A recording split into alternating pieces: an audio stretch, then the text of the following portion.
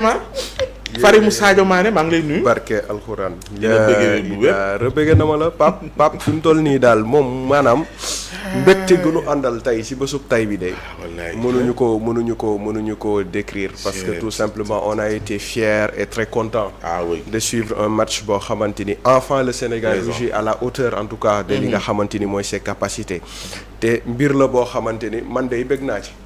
bëgg naa ci loolu te xam naa ne bëgg gi ma ci bëgg itam ñi ñuy seetaan internet yi yéen ñi toog ci plateau bi yéen a nu gën a bëgg parce que tout simplement démb Sénégal doon na Sénégal bi ñu doon xaar donc maa ngi nuyu internet yi bu baax a baax am mbégte ak kontaante saa su ne di ànd ak ñoom. di nuyu équipe technique bekkee bi waaye nag kii. kenn la ci kenn ñi. Ilimane mii. yéen da ngeen am ay trait yow ak Ilimane. yow comme ak ko Ilimane. macha allah xool yee bëggante maanaam kii ci fascicule la jàngee football. il faut que nit ñi nangu loolu. maanaam topp nga ko ba dem ci. waaye yow ma dem ba jëli. vidéo Elimane 5 ans waaye yow gisoo vidéo yi. com boo ko jotee. may ma ko vidéo Elimane 5 ans maanaam. le boy il respire le football. limite il pue le football Iliman Ndiaye biwam bi moo ko jëlee ca gannaaw milieu de terrain bi ànd ak gars yi 5-6 personnes taxaw kanamam mu leen di dribbler ba ci gars yi dugal bal ñett au KLM sans pression sans rien du tout ba pare. ce que j'aime mooy apport bi nga xam ne mu ngi koy def aussi bien défensivement aussi bien offensivement et ça je pense que benn atout la boo xamante ni tey jii nii nekkul joueur yëpp ko mën a am tout comme ni ñu koy waxee ci ki nga xamante ni mooy Lionel Messi même si on fait pas la comparaison mais ils ont des traits dans leur manière de jouer au football te pour man loolu aussi benn mbir la boo xamante ni tey dañ ko war a tatagal ay sama waa ji Aliou maa ngi ñëw non faaw ñu ñëwaat ci ndax Sadio sax faaw ma am nu ma def ak moom tey waaw faaw ma am nu ma def ak moom Fari bu Sadio Mané léegi moom banaan tur yëpp dina leen ci loolu boo dee dagati extrait Fari bu Sadio Mané image là maa ngi ñëw non waa réalisation tey seen yaram tàng na moom rek tey c'est le jubilé nag tey c'est le jubilé maa ngi ci ñëw insha allah maître ñu ngi lay nuyu jaxate mais sa boy di am waaw non yow tamit maa ngi ñëw ci top yi di la nuyu aussi maître di am mbégte comme ni ñu ko defee mercredi bi jot ànd yow ci Café Actu. merci Pa Ousmane maa ngi lay fay. di am mbégte en tout cas ñëwaat ci Café Actu. di profiter de cette occasion di nuyu mon cher ami Fari. nuyu Mami Samb. borom victoire bi. et je crois que Mami moom les autorités doivent faire de leur mieux en tout cas pour que nga bokk ci délégation bi dem États-Unis loolu laa lay souhaiter je vais porter ce combat là là c'est pas un problème yow moom di nga dem incha allah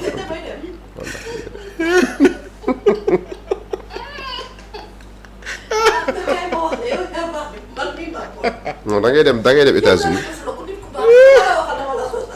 États-Unis incha allah rabbi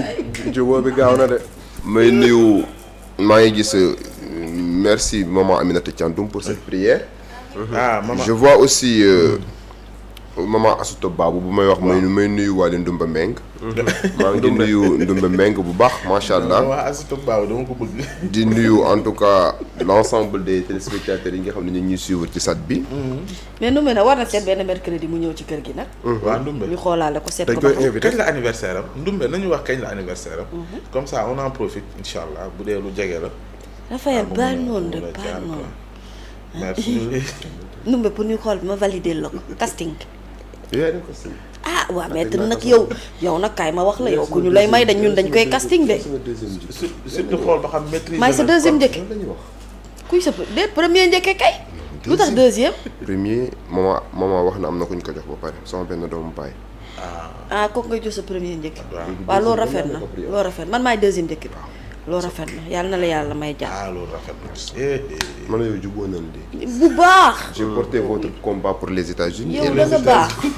mais bu ko wax ci plateau bi kese de plateau boo dem da nga koy wax parce que doo xam ban la ñuy seetaan dëgg la sax matinal bi moo ëpp lu ñuy seetaan waaye xam nga rek ni mën naa fakkastalu ci yow rek fekk nga koy waxaale malaaka amin rombaale. malaaka c'est la lampe yi de. mais ak yow laay tàmbalee ci match bi. oui certainement suivre nga ko. oui. alors noo ko dundee. bon comme tout le monde Pa Ousmane je crois que sans surprise nag parce que je crois que ñun présentement ni ci football moom bu ñuy méngale suñu bopp du pays africain la ñu war a méngale suñu bopp je crois que nous avons une très bonne équipe et moment bii loo yëg coup franc ba un bonheur indescriptible vraiment et Sadio Mané à travers ce coup franc a montré vraiment que préjugés yi nga xam ne ni doon na am ci moom il a déjoué en tout cas ces préjugés là il s'est imposé comme le leader incontestable en tout cas de cette équipe et je crois que il mérite respect et considération Sadio Mané sénégalais yi kon war a gën a jox respect la ak considération il ne faut pas être amnésique te Sénégal c'est un peuple boo xamante ne ni benn nattu rek lañ am danoo gaaw a fàtte yaakaar naa ne yàgg nañoo bégloo yàgg nañoo procurer ay moments indescriptibles donc yaakaar naa ne daal en tout cas pas Ousmane si on maintient le cap man je peux avoir bon espoir que même compétition bi ñu war a dem États-Unis Sénégal mën na cee am loo xam ne dina kawe suñu jot parce que nous avons une équipe boo xamante ne nii amuñu complexe jouer ak qui que ce soit dans le monde te parce que talent yi am ñoom ñin war a janool ñoom ñoo bokkee même club yi nga xam ne tey jii foofu la ñuy évoluer donc une équipe décomplexée et je crois que bu ñu continuer en tout cas accompagner li nga xam ne tey jii moom mooy équipe nationale bi état aussi taxawaay bu rafet bi nga xamante ne am na ko ci à travers le ministre des sports la présence en tout cas du président de la République qui est une présence réconfortante voilà parce que aussi di jouer ki nga xam ne tey jii moom mooy le président de la République toog di seetaan loolu dafa nekk leen na loo xam ne day galvaniser li nga xam ne moom mooy équipe bi et yaakaar naa ne ensemble on a réussi en tout cas à obtenir cette belle victoire bi nga xamante ne tey jii ñu ngi ñaan yàlla mu nekk victoire bi continuer et je crois même que à travers le sport Pa Ousmane au-delà de la dimension sportive présentement ñu ngi wax ne man dama beneen lecture bu ma am mooy dañuy wax ne fi àddina bi toll actuellement ni on nous dit que le Sénégal dafa commencer am ak yenn tapage yi avec les institutions financières internationales vrai crédibilité boobu noonu est-ce que xam nga ne à travers le sport Sénégal mën na ko retrouver waat naka bu fekkente ne par exemple ñu ngi continuer di am victoire yu am solo yi nos joueurs ont la capacité de vendre l'image du Sénégal de telle sorte que la crédibilité bi nga xam ne war nañ ko am au niveau international ñu maintenir loolu parce que aujourd'hui ce n'est pas pour rien qu'on parle de diplomatie dans le sport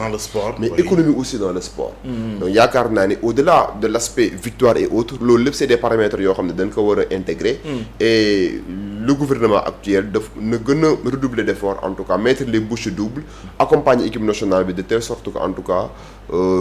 li nga xam ne moom la Sénégal yëpp di mbébét ñu mën ci am ay ndam yu am solo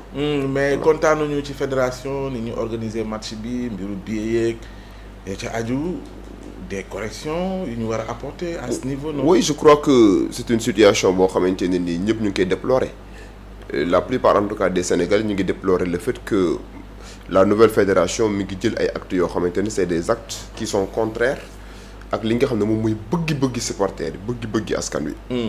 et je crois que bu fekkente ne par exemple nous venons de sortir d'une situation boo xamante ne nii ñëpp dañ doon décrier la gestion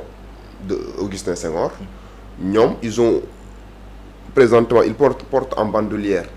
le destin de tout un peuple parce que peuple bi moo leen porté au pinacle voté pour ñoom yaakaar naa ne li nga xam ne tey ji moom mooy besoin peuple bi moom lañ war a privilégier ci li nga xam ne moom mooy seen intérêt personnel def de telle sorte que non seulement organisation bi di jaar yoon mais ci affaire nu ñuy doxalee stade beeg bi yooyu ñu prendre en considération les Sénégalais yi nga xamante ne tey jii ni ñoom danoo am un amour inconditionnel à l'endroit de l'équipe nationale et la phrase qui a été prononcée par le président de la fédération disant que danoo bëgg a augmenter billets yi pour en tout cas def de telle sorte que ñëw ñu ci stade bari bari loolu c'est une erreur monumentale pour la bonne et simple raison que c'est comme si on est en train d'instaurer la plutocratie dans le sport mooy les riches ñoom ñoo war a dem stade ñi nga xam ne tey jii non loolu moom c'est un discours très dangereux boo xam ne kenn waru ko wax ci am réew voilà donc ça crée un déséquilibre une rupture de confiance boo xam ne day am entre yow mi nga xam ne yow yaay jiit bi ak ñi nga xamante ne tey jii seen 1000 francs yooyu ñuy passe pour dem seetaan équipe nationale xeebuñu ko te c'est un bonheur indescriptible moom lañ ci am je crois que y a beaucoup de correctifs yoo xamante ne tey jii war nañ ko apporter def de telle sorte que en tout cas sénégalais yi di dem di seetaan équipe nationale di prêter une main forte en tout cas à cette équipe là jusqu'à ce que tey jii lépp loo xam ne ba war nañ ko mën a am ci ndam ñu am ko ci voilà oui mami match démb bi waaw tubaarkàlla laaj nga daan mais xaaral damaa fàtte Pape Ahmadou waxuma ci Elimane Ndiaye oui Pape Ahmadou Elimane Ndiaye man moom personnellement mooy sama joueur ci équipe nationale bi lu tax parce que au-delà en tout cas de sa perspicacité son talent à l'état pur c'est quelqu'un de très sérieux dans les entraînements parce que gis naa benn vidéo bu may entraîner muy def ay séances yoo xamante ne et ñi nga xam aussi nee nañ c'est quelqu'un boo xam ne ci ay entraînement il est intransigeant ci côté boobu donc mu nekk aussi nit ku sérieux quelqu'un qui a une très bonne posture au-delà de son talent naturel bi que nit ñi xamee et yaakaar naa ne sénégalais yi war nañoo gën a miser ci moom gën a góorgóorlu ci moom parce que gëm naa ne moom mooy le futur leader en tout cas de cette équipe là ba pare il est très à l'aise en ce moment. tout à fait il n'est pas complexé. day jouer avec une certaine désinvolture mooy amul pression voilà footballu tubaab dëgg excusez-moi la comparaison moom lay jouer day jouer à l'aise donc yaakaar naa ne c'est quelqu'un boo xam ne il mérite respect et considération et à côté en tout cas de ces anciens yi nga xam ne ñoom ñooy ay Sadio et autres gëm naa ne buñ ko gënee jox li nga xam ne tey jii moom mooy confiance gën ko accompagner mën na porter haut le flambeau en tout cas de toute une nation Sam non Iliman est bon Iliman Ndiaye est très très bon franchement ba pare il a la confiance du coach. te loolu c'est important aussi ci mentalu joueur ci compétition yu mel nii je crois que Pape Thiaw a su mettre en valeur Iliman Ndiaye da ko bàyyi mu dévoiler talent am te ses coéquipiers aussi lui laisse l'opportunité de prouver son talent sur le terrain c'est un jeu collectif et c'est ce collectif là moo ñu permettre démb ñu am résultat bi ñu am démb il y a quelqu'un dont on ne parle pas beaucoup mais qui fait un travail extraordinaire qui est sérieux amul caaxaan il bosse bien c'est un pro c'est Crépin Diatta non mais ce gars amul caaxaan man Crépin daal moom dafa fowul Crépin xam nga lu mu xam balle au pied moom il joue au foot ñàkk caaxaan de manière tellement professionnelle le gars xool ko ça fait plusieurs matchs yoo xamante ne c'est-à-dire il est dans son élément son agent de communication doit redoubler d'efforts par rapport à Crépin Diatta pour yokk ko plus de visibilité je trouve que c'est assez injuste pour quelqu'un boo xamante ne mu ngi fi depuis que la génération de Sadio Mané a commencé à émerger et que on parle très peu de lui parce qu'on parle peu de lui mais il a une constance dans le foot ce garçon-là c'est un talent à l'état pur vraiment dafa mën a jouer football il le joue très très bien te amul dara ci caaxaan ci li muy liggéey et loolu nag collectif boobu nga xam ne moom la Pape Thiaw réussir aujourd'hui à mettre sur pied c'est vrai que Aliou a commencé le travail mais Pape Thiaw fait un travail de coaching extraordinaire parce que le coaching est bon c'est pour ça que le jeu collectif kenn ku ci nekk mu mën a placer talent et puis kenn ku nekk mën a révéler wu loolu nag équipe bu gagné moom balaa ngaa féliciter sax ay joueurs da ngay féliciter le staff technique ak ñi nga xam ne ñoom ñoo leen mettre dans d'excellentes conditions et surtout le bon coaching bi nga xam ne Pape Thiaw qui n'est pas têtu du tout dëgërul bopp c'est quelqu'un qui est très à l'écoute et c'est quelqu'un également boo xam ne il est très observateur te ça c'est des qualités yoo xamante ne moom la ñu soxla ci un entraîneur ci compétition yu ni mel maintenant on pourra bien parler d'Iliman Ndiaye bien entendu il nous régale en foot Jackson il nous régale en foot mais l'ancienne génération Kalidou Koulibaly Idrissa Gana Gueye Ismaïla Sarr mais ils sont phénoménaux c'est-à-dire que loolu moom laa la doon wax keroog ci foot ne la gis nga jeunesse baax na mais compétition yenn compétition yi dafa laaj maturité dafa laaj expérience capital expérience bi ak maturité bi bu ñu boolee li nga xam ne moom moo fi nekkoon ak la fraîcheur de la jeunesse moo lay jox un jeu explosif comme bi nga xamante ne moom la ñu gis démb techniquement qualité de jeu bi tu vois du foot parce que il y a des passes précises le jeu est développé d'ailleurs jeu bu développé ça moo permettre Iliman Ndiaye mu marquer ce magnifique but là nga xam ne il a eu l'aisance il a cru en lui et il y est allé jusqu'au bout pour aller chercher les filets loolu c'est tellement magnifique c'est formidable daabal nit ñu bégalee mais nag je l'ai dit je le redis mooy sama gëm-gëm te franchement pour man ça va être difficile d'égaler Sadio Mané. Sadio Mané est unique. Je n'ai pas compris comment les Sénégalais à un certain moment ont commencé à se retourner contre lui. te loolu c'est le typique du Sénégalais parce que Sénégalais mooy nit koo xam ne dañoo gaaw fàtte en fait. Sadio Mané bi muy délivrer tout un peuple ci finale Coupe d'Afrique bi di tirer penalty bi. tubaab bi naan ko le ballon est là il le regarde mu ne ko il est là tout le peuple sénégalais est là qu'est-ce qui va se passer est-ce que Sadio Mané va le mettre Mais quand il a marqué ce tir au but là, quand il a marqué ce but qui a délivré le peuple, permettre ñu aujourd'hui contre l'Égypte ñu mën a am gagner Coupe d'Afrique des Nations, mais c'était le même Sadio Mané. C'était le même Sadio Mané qui nous a permis également de nous qualifier. yaa ngi dégg ci compétition mondiale bi nga xamante ne moom mooy wéy. Et c'est le même Sadio Mané qui l'a fait hier également ci stade Maître Abdoulaye Wade yóbbuwaat ñu mondial en faisant ce tir là ci arrêt de jeu bi alors que amoon na ñaari penalty yu ñu sifflé wul woon. arbitre di ko cartonné. arbitre bi cartonné ko saa waay dóor coup franc bi tir enveloppé boo xam ne kenn mësta gis loolu majestueux mais parce que Sadio Mané n'est pas n'importe qui il faut que sénégalais yi ñu nangul ko loolu il faut donner à César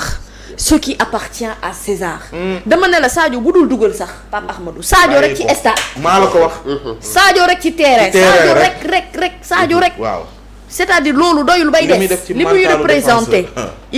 c'est-à-dire ñun sénégalais ñoo xamul valeur ki ñu am et c'est dommage parce que les autres dans d'autres pays reconnaissent et savent qui est Sadio Mané sénégalais bu ngeen ma soxlawul jox leen mais xam nga kan mooy Sadio Mané Sadio Mané c'est le joueur qui a eu 359 titularisations Sadio Mané c'est celui qui a joué 418 matchs Sadio Mané c'est celui qui a marqué 176 buts Sadio Mané c'est celui qui a fait 58 passes décisives te li ma lay wax ni c'est des stats globales yoo xamante ne sur Foot Mercato tu vas le trouver les statistiques de ce joueur c'est exceptionnel Messi c'est qui est Sadio Mané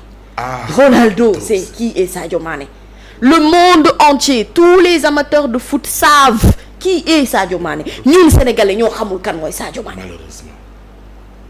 et même le standing ovation dont on parle pour man il mérite plus que ça ouais.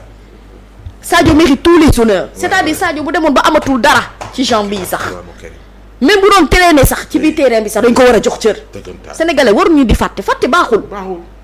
démb da ngay comprendre ne c'était quelqu'un qui était venu non seulement pour délivrer un jeu mais c'était quelqu'un qui est venu pour leur montrer que li ngeen force loolu je suis là d'ailleurs bu mu dugalee but bi célébration bi mu def daw fi taxu bàyyeeku fëgg dënn bi julli ci suuf loolu mooy wane ne mu ngi sant yàlla tout le temps pour montrer aux Sénégalais que je suis là I'm here et allez voir mentalam nan la traversé lii ba yegg si mais parce que je l'ai vu d'ailleurs ci benn interview bu mu doon def tu sens que il est touché mais il faut que ñu comprendre ne nit ñi ay nit lañu effectivement quel que soit aujourd'hui degré joueur bi ak quelle que soit compétence bu mu am les gens ay nit c'est-à-dire les joueurs autant les joueurs comme ci mënti doon ci ñun nit nga tu as des ressentis mais aujourd'hui tu vas en Argentine mais ils célèbrent leur Messi au Brésil entre autres ils célèbrent leurs grands joueurs au Portugal Cristiano dañu koy célébrer mais aujourd'hui tu parles d'un David Beckham ça waay c'est une industrie mais pourquoi nous on ne célèbre pas nos talents aujourd'hui si on traite comme ça Sadio Mané il faut s'attendre à quelques années à ce qu'on traite de la même manière Iliman Ndiaye ou quelqu'un d'autre te loolu ce n'est pas bien dans l'esprit du foot il faut être sportif il faut ñu nangul nit ki talent ak mën-mën bi mu am et croyez-moi Sadio Mané il est exceptionnel je le remercie profondément pour ce bonheur bi nga xam ne def na ko je ne parle même plus de doubler parce que loolu tàmm na ko yëfam la ba pare boo ko tegee fi nga ko war a teg bàyyi ko moom mu doxal c'est ça aussi boo ko tegee fi nga ko war a teg bàyyi ko moom mu doxal day produire résultat parce que Sadio il faut qu'il se sente en confiance pour que mu mën a jouer xoola doomu ndeyam Gana oui tourné ko ne ko c'est lui mu ngi nii mais moom la à tous les grands moments nag il nous a amené la coupe ici loolu il faut pas du tout qu'on l'oublie du dëgg je crois qu'il le mérite beneen bi mooy bokkul sax ci match bi waaye il faut ma wax ko RTS waaw RTS moom lay boo ci waxutoon rek al ma ko rek yow give me the combat mais RTS bu dee mënu leen billaay àll leen seen matériel ñun ñu dem filmer leen nan nu àll waaye yow ñii mel ni seen caméra yi daa am lu ci niin dawlin qualité de retransmission bi il y a des choses à faire et puis quand tu as dans le stade le président de la République Bassirou Diomaye Diakhar Faye accompagné de son épouse tribune officielle yow bu ñu yegsee tàkk rek balaa match bi di commencer rek war nañ xam moom ni mu toogee et puis on doit pouvoir vivre l'émotion du chef de l'État autant ñuy vivre émotion wu chaque spectateur yu nekk ci biir stade bi il y a des moments clés en foot qu'il ne faut pas rater mais j'ai eu l'impression que xanaa dañ leen woo sax ne la xanaa da ngeen fàtte ne yéen président Diomaye mu ngi ci stade pour ñu wan ñu ko rek c'était un problème. Ça il faut corriger des choses comme ça. Il faut les corriger parce que foot égale émotion. Au-delà du jeu il faut ñu mën a représenter vraiment toute l'émotion et bi ñu ko commencé def tu as vu que affaire yi dafa commencé gën a neex waaw dafa gën a neex vraiment donc yàlla nañu yàlla lafal cat du moment que ñu ngi jëm également ci mondial bi ñu ngi jëm également ci CAN bi Pape yàlla nañu yàlla lafal cat xale yi yàlla na yàlla sàmm leen président joxe na message que bu ñuy dem ñi dëkkee foofu nañuy laal terre di dem soxlawul ndiiraan boobu yëpp ci ay oto waaw parce que de toute façon bu fekkoon cortège lay jël yoon bi dafay gën a xat et il a visité tous les wagons également dugg nuyoonte ak ñi nga xam ne ñoom la fekk ci terre bi yëpp loolu wax dëgg yàlla kii la humilité la on a un chef d'État jeune humble te on avait besoin de ça loolu la ñu soxla humilité vraiment nga wàccee sa bopp loolu boo ko defee sénégalais yi dañ lay gën a wékk c'est-à-dire même ku farut ak yow sax imaginez kenn koo xam ne farul ak président Diomaye bi mu bokkee démb ak moom teer ba ko président joxee loxo leer na ma ne ba moom ci saasil lu mu amoon ci ressenti day lu bëri day wàññeeku loolu day am nit da nga koy xool parfois du la neex ngeen toog bokk jotaay wala ngeen daje ci benn moment rek nga naw ko ci loolu mooy jikko ju baax joo xamante ne dañu ko war a gën di valoriser tout le temps mais franchement c'était un grand moment pour la nation sénégalaise nga xam ne sénégalais dañoo bëgg football ndeysaan moo tax yàlla nañu yàlla lafal cat ci li ñu jëm nii parce que équipe boo xamante ne wax dëgg yàlla li nga football ak Brésil rëy na li nga football ak Angleterre rëy na am nañu yaakaar ne boo demee coupe du monde nga bokk ci voilà équipe yi nga xamante ne ñooy participer ci mondial bi d'ailleurs tout à l'heure je crois que Farid bu dee am nga statistiques yi pour les pays yi nga xam ne qui sont finalement qualifiés voilà ñu revenir ci mais merci pour ce moment de foot mais waa Fede dañu corriger déjà rang bi woon ci buntu bi rek loolu c'était imprenable nañu corriger on l'a dit et redit bon peut-être que défi la aussi pour ñoom que ñu réussir pari bi parce que organisation yi ñu jëm moo gën a diis moo gën a metti te loolu ça va être dans d'autres pays si on a du mal à gérer yenn yoo xamante ne ci sunu réew la nekk on se pose des questions sur comment ça va se passer à l'extérieur donc il faut plus d'organisation il faut être à l'écoute aussi des Sénégalais te il faut ñu mën a recentrer les besoins autour de l'essentiel ba nga xam ne action yi ñuy def yëpp dafay nekk ay actions yu bénéfiques et surtout lu Sénégalais yi di xaar ci ñoom voilà yow dinaa lay toll émission spéciale pour ñu jëm ci Coupe d'Afrique bi quoi. j'adore le sport. dañuy defal ay chronique. basket laa gën a mën. ma xam loolu. basket. maa ko xam. mais bu lancé nag benn paquet. pourtant dama daan lancé nag mais dara busul dugg. airball. Fari. ma ne ko airball. football sax bañ ma defee milieu de terrain. sama benn xarit la bay. ma daw ba sonn damaa mujjee bàyyi. ñu ànd terrain basket nekk nañ jaar leen 17h. ba 19h. lu mu sànni airball la maanaam laalu sa peñe booy dugg. kooku mooy man. Nazir maa ngi koy nuyu bu baax a baax waaye boo gisee nii la tollu ndeysaan. mais bon je pense que mami Papa Ahmadou wax nañu lépp. gis nga Pa Ousmane man dama bokkoon si ñi nga xamante ni limite dañoo démissionné woon ci équipe nationale de football sénégalaise très honnêtement quoi parce que man passionné la damay seetaan football. et j'aime le beau football maanaam football boo xamante ni dafay évoluer crescendo. mais le Sénégal bi ñu doon seetaan il y a de cela 3 ans ci ginnaaw wàcc suuf Sénégal la boo xamante ni monotone maanaam même stratégie de jeu même stratégie bu ñu yoree bal comme bu ñuy défendre. rien ne change rien ne bouge. il faut que tey benn Sadio Mané def différence pour bii mën a am. il faut que un certain def différence pour bii mën a am maanaam boobu Sénégal la ñu nekkoon. Pape Thiaw ñëw délivrer ñu il faut oser le dire. maanaam loxo yi ñu nekkoon baaxul. ñu ngi soog a am loxo yoo xamante ni xam nañ suñu valeur. loxo yooyu maanaam on avait dañu mës a am collectif boo xamante ni tey mais pourquoi mondial bi passé bi ñuy waajal dem tubaab bi ci boppam dañ doon toog di naan carrément équipe Sénégal bi nañ ko bàyyi xel. parce que équipe la boo xamante ni li mu dajale ci joueur bu ko gérer na mu ko war a gérer mën na créer la surprise te chaque jour que jëfee dañu ko doon waxtaanee mais souvent tu avais l'impression que ni ñoom ñoo doon gis loolu mais ñun suñu biir c'était comme si dafa am lu ñu tënkoon lu ñu garangoon. tey ñu am coach boo xamante ni il a osé li nga xamante ni tey jii nii mooy les bons choix xam nga mami wax na ko léegi te pour man mbir la boo xamante ni tey jii ñëpp a koy nangu muy lan muy sagesse bi nga xamante ni am na ci équipe bi. nga boole ko ak fukk bi nga xamante ni jeunesse bi am na ko mu am mixture bu extraordinaire xam nga dem ñi ñu ngi naan sax même balaa attaque bi mais demal ci défense bi oui. Kalidou Koulibaly Niakhaté. xam nga dem Fatima Sylla bi mu lay wax proposition maa ngi lay jox tur boobu noonu. parce que duo la boo xamante ni man bi ma gisee Pape Thiaw di ko teg ba léegi mais il régale aussi bien défensivement comme dans les relances. parce que ba ci but bi nga xam ne Iliman Ndiaye dugal na ko seetlul bu baax a baax fan la bal bi jóge récupération défensive cramponné Gana ñëw wàcc récupérer bal bi siggi xool Iliman Ndiaye jox ko bal bi ne ko demal. Iliman dem tap in moom ak Nicolas Jackson et puis c'est fini. maanaam pour te montrer que ni football dafay évoluer. dafa am collectif dëgg la. maanaam football dafay évoluer. et cette équipe du Sénégal est une il a eu 20 passes. avant que c'est une très belle équipe boo xamante ni tey ils ont su montrer leur talent ils ont su montrer leur talent personnel sans pour autant gâcher li nga xamante ni mooy cette collégialité équipe bi nga xamante ni am nañu ko donc dañ leen ciy féliciter. te kii di Krépin Diatta kii di Pape Gueye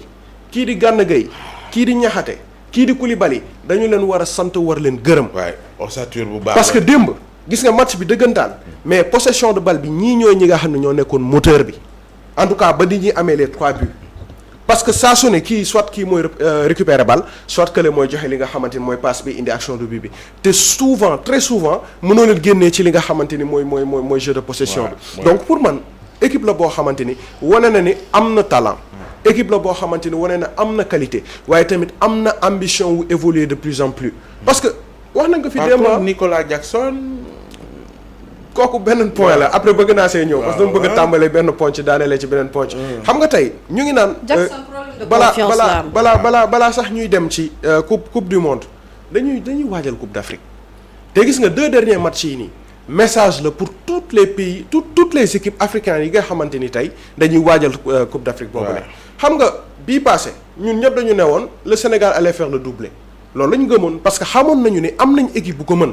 te africains yi ci boppam xam nañu ne le Sénégal a une très belle équipe boo xamante ni mënoon na réaliser le doublé. mais il y avait un problème qui était là muy lan gestion de l'effectif mais tey tu as su génn ci li nga xamante ni mooy ossature boobu noonu def semi wane ne carrément man je suis une équipe très sérieuse très soudée et une équipe qui évolue crescendo te pour man dama gëm man lii sama gëm-gëmu bopp la cette équipe du Sénégal bu ko nee ni mu mel nii gisuma fii ci Afrique équipe bu ko mën a téye très honnêtement et ça je le dis modestie à part parce que ku seetaan football yàgg topp joueurs yi seetaan leen seen biir club gis comment ils ont évolué comment ils ont impacté yow tey histoire u Liverpool mënoo ci génnee ki nga xam ne mooy Sadio Mané.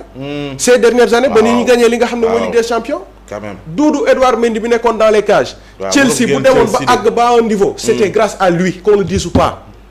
Idrissa Gana Gueye Paris dafa def affaire bu nice mais malheureusement dafa tolloon ci jafe-jafe yoo xamante ni c'était un peu délicat.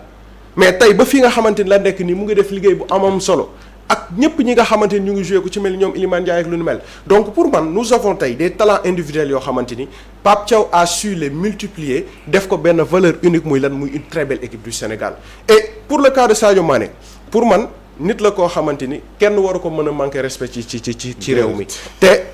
dëgg la souvent les discours dafay porter yenn élan yoo xamante ni tu te dis que non il est pas respecté wala yu ni mel man de dama gëm benn affaire mooy ko Sadio Mané li mu def histoire équipe nationale du Sénégal amul joueur bu ko mën a def te ça a toujours été le discours bi nga xam ne tenir nañ ko sur l'espace public certes tolloon na ci jamono yoo xamante ni il était en difficulté te loolu ñëpp lay dal. waaw mais prenons l'exemple avec Cristiano Ronaldo lan lañ ko fi waxul. lu nekk yekk nañ ko fi. il a plus de 40 ans. na raccroché les crampons na bàyyi booy dem. démb match Portugal dafa doublé. démb dafa doublé. éliminatoire. maanaam pendant que son coéquipier Sadio Mané ngi lijjanti fi Sénégal moom mu ngi lijjanti Portugal. et pourtant ci équipe bi boo ko xoolee boo ñëwee rek tombé ci ngay xool ko mu ngi dox rek deful dara ci terrain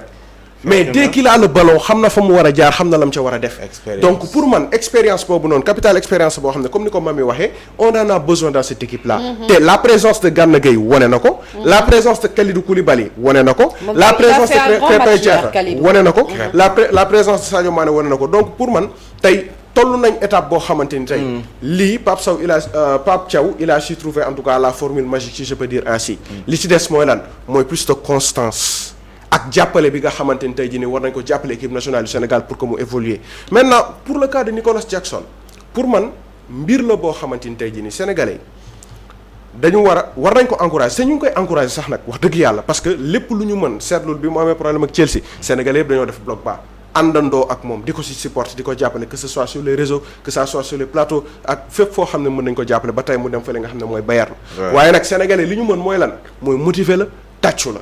li ci des effort personnel la te man souvent je me dis est-ce que réellement moom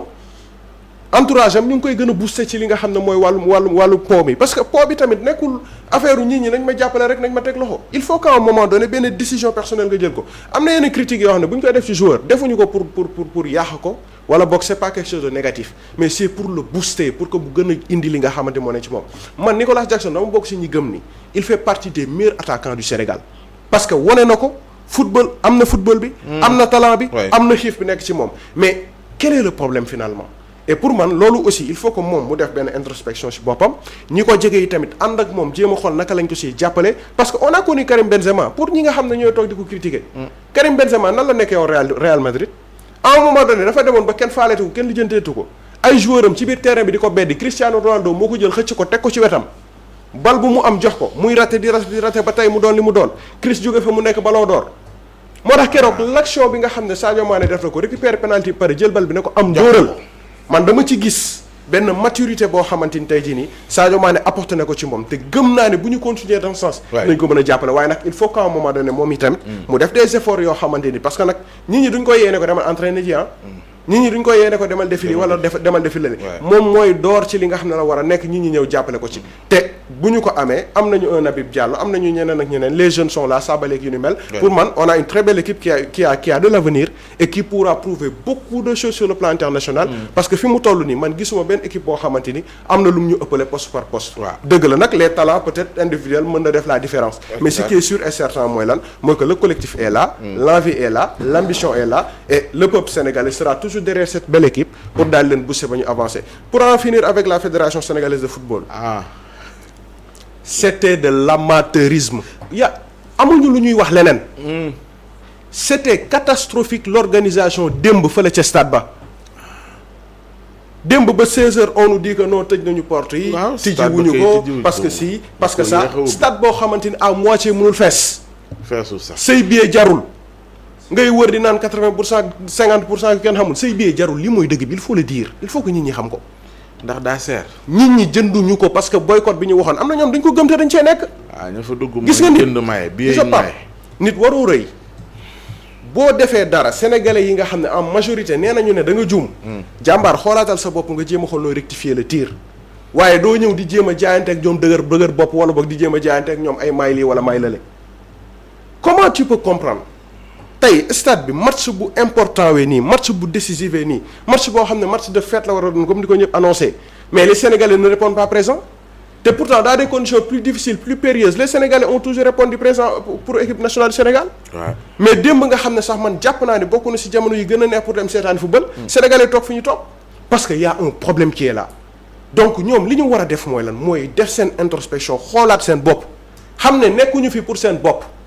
nekkuñu fi pour une partie de la population mais ils sont là pour le Sénégal et ça ils doivent le savoir mu leen di neex mu leen di nakari les Sénégalais seront toujours là pour veiller te lu ñu war a dénoncer dañu koy dénoncer quant à ay non 30 minutes avant 1 heure de temps avant jox nañ diw accréditation jox nañ li loolu yëpp ñun lijjantiwu xam nga lan moo ñu intéressé la ñu war a def nanu ko def fa nu ko war a defee ak jamono ja ñu ko war a defee waaye bàyyi ba mu weesu ngir toppaat ci ginnaaw di jéem a xool na nga koy rectifier woo nekkul lu ñu soxla si ñoom joxe nañ accréditation mujj nañ ko def ay Fatima Silla ak ki nga xam ne mooy journaliste bu NW Sport ak ñeneen ñi nga xamante ni tey dañoo leen bañoon a jox ay accréditation finalement dañoo mujj dem joxaat leen mbaadu sa wax jee amul benn sens donc man dama gëm ni li ñu war a def nanu ko def fi ñu war a yem nanu ko war a yem te ñu gën a jàppale cette équipe Pape parce que équipe la boo xamante ni tey am na lu bëri lu mën a may parce que maître wax na ko gis nga diplomatie sportive dafa am diplomatie sportive dafa am Portugal am na benn mbir bu ñu doon lijjanti yàggul dara ça fait pas 1 an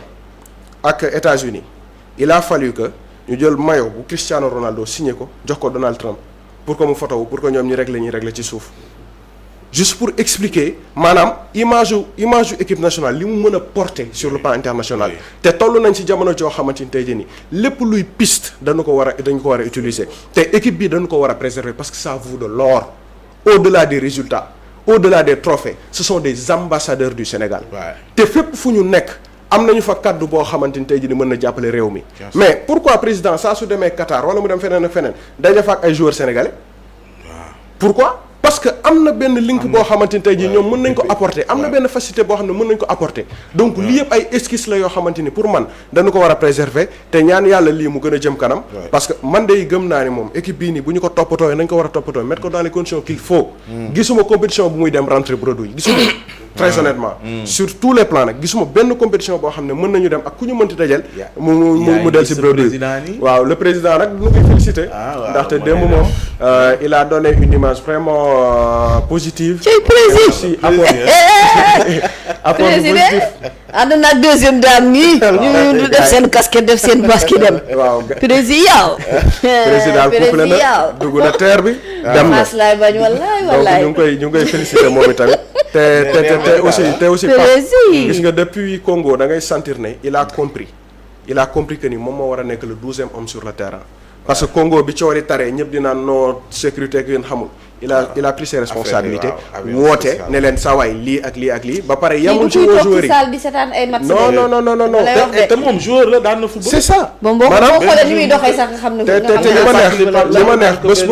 bés boobu yamutoon ci woote joueurs yi dafa woote ba woote corps diplomatique bi ne leen sénégalais yi fa nekk assurer leen seen sécurité prendre ses responsabilités démb itam mu dem apporter ji li nga xam ne mooy soutien am fële ci joueurs yi donc pour man dañu leen ciy féliciter bu baax a baax te on espère en tout cas que dinañu continuer dans ce sens parce que c'est pour l'intérêt de tous les Sénégalais pensant que ni en tout cas équipe bi c'est une très belle équipe et félicitations encore une fois à Pape Thiaw qui nous a délivré vraiment une masterclass di ko ñaanal mu tànn ak jàmm nag grippe bi bàyyi ko ndaxte fi mu toll nii ñu ngi toll ci préparation au CAN bi te on a besoin de lui en pleine capacité non kii rek nañ ko defal ay njaq rek nañ ko defal ay njaq yi waaw nañ ko defal ci njaq yi rek moom Pape nañ la jox ci njaq yi rek donc voici les 9 pays africains qualifiés pour la Coupe du Monde l'Afrique du Sud l'Algérie le Cap-Vert, la Côte d'Ivoire, l'Égypte, le Ghana, le Maroc, la Tunisie et le Sénégal.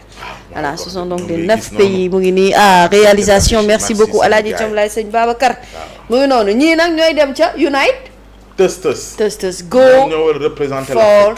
America voilà fort FOR et fort de 4 buts contre la Mauritanie te xam nga man souvent mooy seetaan match mooy seetaan premier mi-temps bi dem Pape Ahmadou ma jékki-jékki ma ne Sénégal daal